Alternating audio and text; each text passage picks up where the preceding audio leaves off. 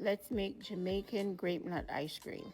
I Every summer I make this ice cream for my boys. I'm going to show you how to do it. First step is to get a saucepan and put a little bit of water in it and put it over low heat. Add a metal bowl to it and then add your cream. Let the cream heat through slowly. Separate 6 egg yolks from the whites and save the whites to make egg white omelets.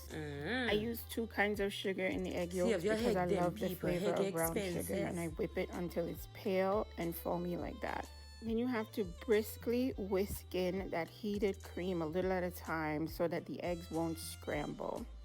Then back into the same metal bowl that you heated the cream in, and you're going to cook the custard from this consistency to this consistency.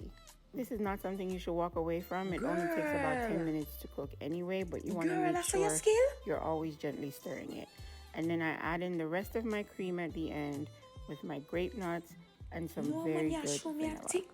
You're going to need to chill the ice cream base down in the refrigerator for about 20 minutes or so, depending on how cold your fridge is. And then you'll add it to your ice cream maker. If you don't have an ice cream maker, don't panic. Go to gemdownfoodie.com and I teach you how to make this ice cream if you only have a blender.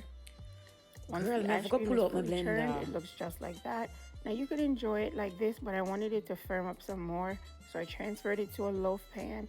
Put it back in the fridge for about an hour so it can set up. And then I serve this on sugar cones for me and my boys. This is so much easier than you think, and I hope you make it this way because the flavor is incredible. Axel gives it a thumbs up. Go to gemdownfoodie.com and search Grapenut Ice Cream for the exact recipe. I'll try it with coconut.